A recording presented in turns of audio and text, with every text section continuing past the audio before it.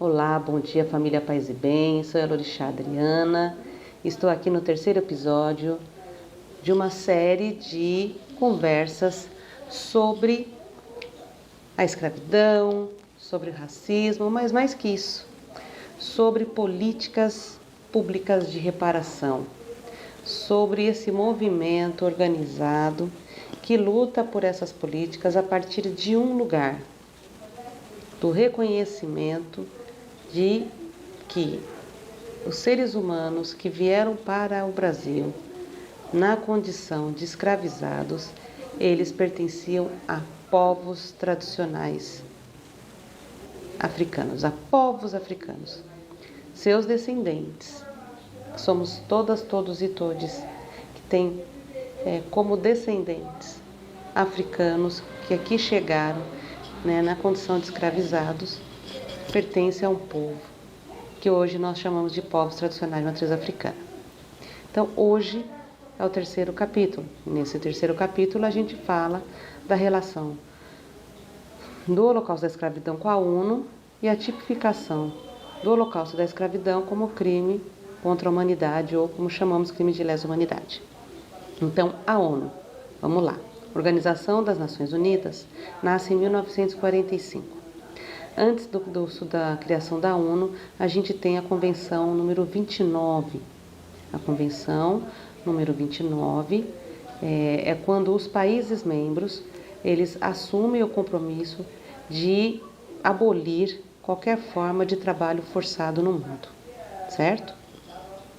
Veja bem, 15 anos depois, no primeiro ano da Primeira Grande Guerra Mundial, cria-se a Organização das Nações Unidas. Então vamos lá.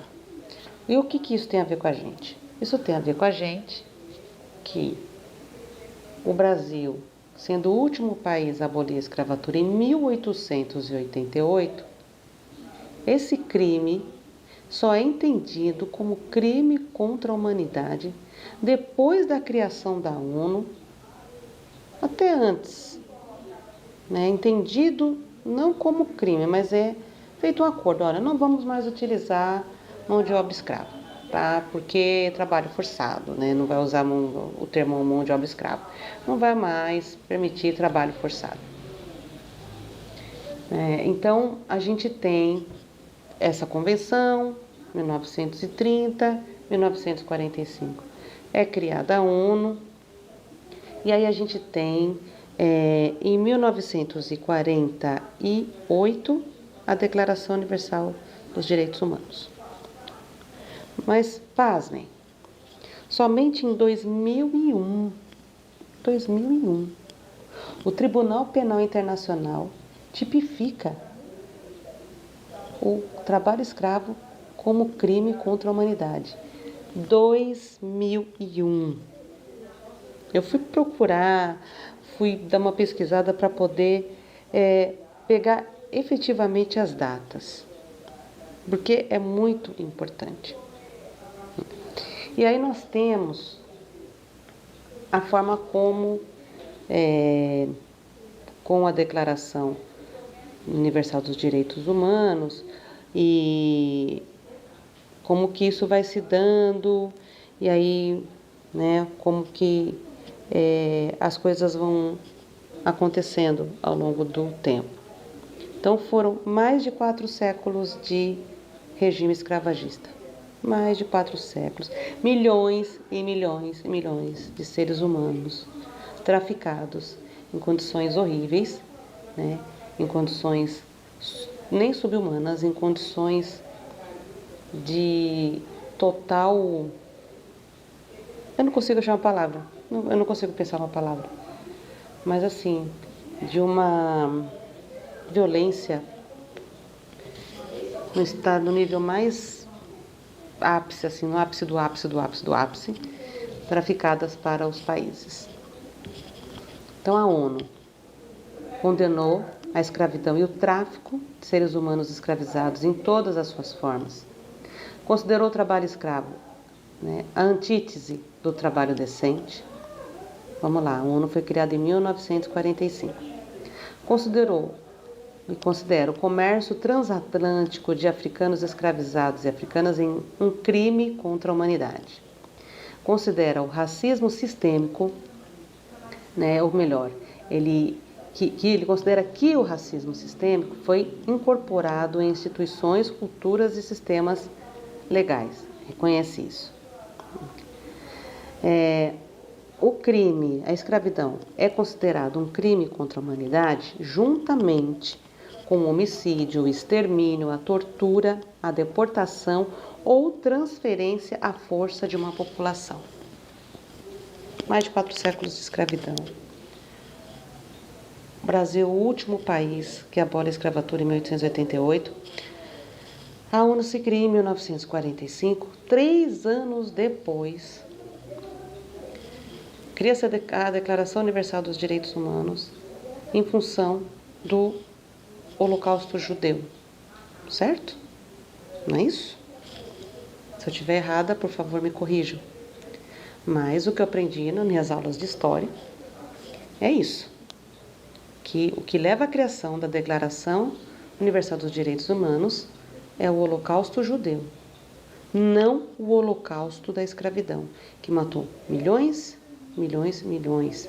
Quando eu falo milhões e milhões, milhões, eu estou falando de aproximadamente 50 milhões de seres humanos, tanto em solo africano quanto em decorrência de todo esse da diáspora, né, que acontece a partir do tráfico de seres humanos na condição de escravizados.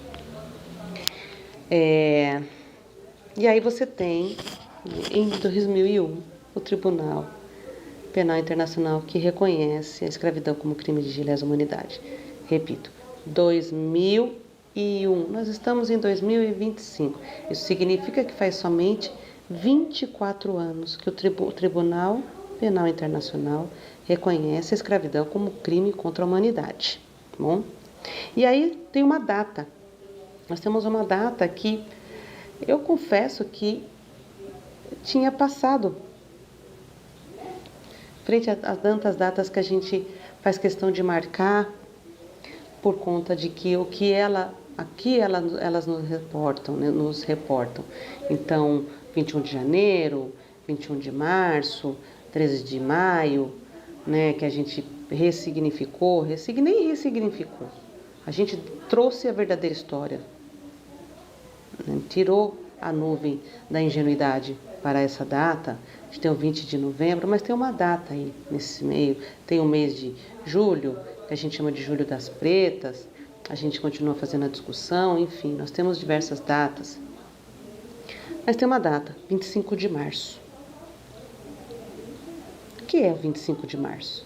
O 25 de março é o Dia Internacional em memória das vítimas da escravidão e do comércio transatlântico de pessoas escravizadas. Você sabia disso? Então, mas hoje é dia 27 de março. 2 dias atrás é o Dia Internacional em memória das vítimas da escravidão e do comércio transatlântico de pessoas escravizadas. Vocês viram alguma coisa em algum lugar? Eu não vi. E aí a gente não vê em lugar nenhum, em nenhuma situação, e as datas caem no esquecimento. E por que será que uma data como essa, que diz tanto da nossa história universal, é deixada no campo da invisibilidade? Então, a ONU, que tipifica o holocausto da escravidão como crime de lesa humanidade, faz isso bem depois, como crime de lesa humanidade, 51 anos depois de sua existência. Importante também dizer isso. A Declaração Universal dos Direitos Humanos proíbe a escravidão no seu artigo 4º. Então, nós temos aí um grande período vivido em que pessoas, vamos lá recordar, Mafa, né, a violência vivida por seres humanos, que tira delas a sua condição de humanidade e as transforma em coisa. A gente tem acesso à carta de William Lynch, que dá todas as estratégias para que, além da escravização dos corpos, você escravize as mentes e que esse processo continue por 300, 400, 500 anos e a gente, a partir do que a gente vive hoje e as coisas como se dão e a conduta das pessoas, o comportamento, a gente vê que a carta ainda está muito, muito, muito em voga, latente, e essa estratégia deu certo. E aí a gente retoma a história, né, tratando da ONU, que é a Organização das Nações Unidas, que coloca, né, que tipifica como crime todo o holocausto da escravidão. Mas quanto tempo depois? Se foram mais de 4 séculos de escravidão, vamos lá, quantas milhões de pessoas foram assassinadas, direto ou indiretamente, por conta desse modo de produção? E aí fica, por que esse modo de produção foi abolido? Não vale a pergunta? Por que muda desse modo para um modo de produção industrial? O que acontece no mundo? A história está aí. E a gente sabe que a história está aí para nos dizer. Assim como por que o Brasil, com tanta resistência, né, vai e é o último país a abolir. Que pressão foi essa que conseguiu fazer com que o Brasil abolisse? Porque não era uma querência. Mas mais que isso, o que aconteceu com os escravagistas e o que aconteceu com os escravizados?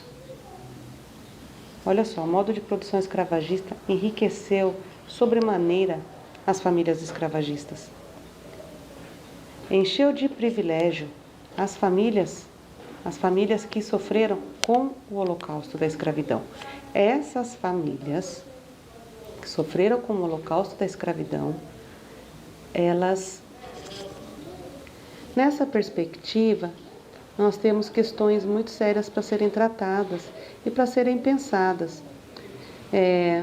Nós estamos falando de pessoas que enriqueceram e que suas famílias continuam, né, nesse processo de enriquecimento e cada vez mais ricas ou vivendo todas as benesses e privilégios desse modo das consequências desse modo de produção.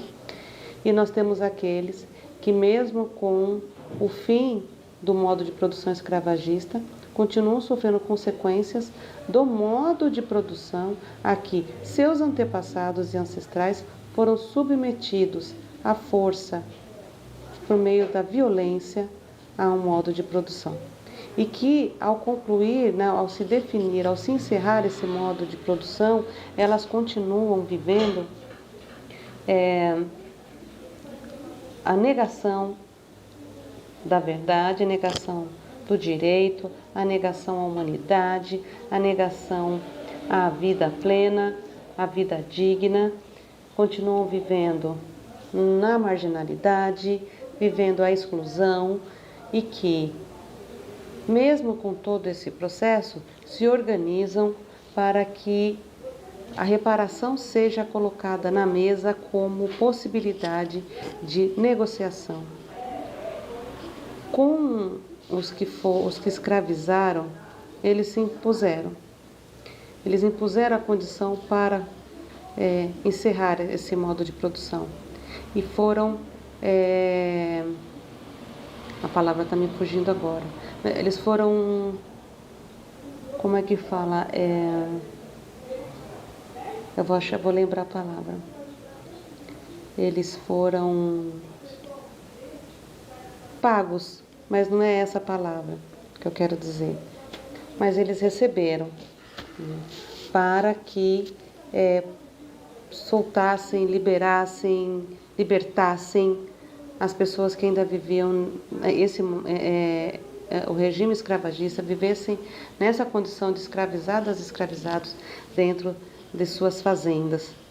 Eles foram assim ressarcidos, eles foram reparados para que pudessem viver a vida e o seu prejuízo fosse coberto. Porque, afinal de contas, eles pagaram por essas peças, por esses animais, para trabalharem plantando, colhendo, consertando, construindo, né? Eles pagaram para que eles pudessem torturar, violentar, estuprar, né? E fazer o que bem entendesse com essas peças, esses animais. Então, se eles investiram dinheiro e tempo, porque afinal de contas eles deram ração para essas pessoas comerem, deram uma senzala, teto para que todo mundo vivesse em péssimas condições, mas foi dada lá uma casa para que todo mundo morasse junto, que pudesse ficar lá quando acabasse o trabalho, quando eles definissem que já era hora de parar. Não existia direitos trabalhistas, que a gente está falando de modo de produção escravagista, mas eles gastaram com remédio, com maquinário, para que esses animais, peças, trabalhassem. Então eles queriam ser ressarcidos por isso, reparados. Então teve política de reparação para esses. Assim como com o fim da escravidão, esses que foram escravizados não foram, além de não serem reparados, né, não foram reconhecidos como seres humanos do mesmo jeito. E todas as teorias vieram antes, durante e depois para dizer que eles não eram gente, não é os antepassados de muitos que estão assistindo ou não. E aí eles simplesmente foram jogados na rua à própria sorte e assim ficaram e tentaram continuar vivos a partir disso. Se eles fizeram de tudo para continuar vivos a partir disso, de que forma eles iam continuar vivos a partir disso? Sem trabalho, sem casa, sem uma política de saúde, de trabalho, de tudo. Então, como que a gente trata dessas questões a partir dessas informações? E aí, a grande questão que fica para nós ouvindo tudo isso, vendo quando que a ONU tipifica como crime de lesa humanidade, vendo depois de quanto tempo, vendo quanto tempo a escravidão durou, sabendo-se que os escravagistas foram reparados, mas quem foi coisificado, desumanizado, escravizado, não foi. E não teve absolutamente nenhuma política de acolhimento, reparação e inserção no novo modo de produção. Muito pelo contrário, criou-se uma política de branqueamento que trouxe colonos, pessoas de outros países, países não negros, países da Europa, para cá, para que pudessem trabalhar. E essas pessoas chegaram aqui com um sistema de cotas. Trabalho, terras, recursos financeiros, escola para seus filhos, saúde. Então veja bem, para que viessem e tornassem o país mais branco, mais claro, né, foi feita uma política de imigração. Mas para quem estava aqui e que sofreu toda sorte de violência, não foi feita nenhuma política. E eles foram deixados à própria sorte. E quando se instalaram em áreas como Higienópolis, Paulista, né, toda a área nobre de São Paulo, eles foram expulsos porque apareceu-se com documentos dizendo que aquelas terras eram desses que chegaram de fora. Eles foram expulsos para viverem à margem daqueles locais que eram onde eles moravam e que hoje o único preto que você vai ver lá é trabalhando um trabalho que não intelectual, na sua maioria. Porque também há uma coisa muito interessante, como se transforma exceção em regra. E a partir de se trabalhar a exceção, transformar a exceção em regra, você cria a meritocracia. Só que só poderia existir meritocracia se as condições fossem iguais para todos, todas e todos. Beijo, até o próximo encontro.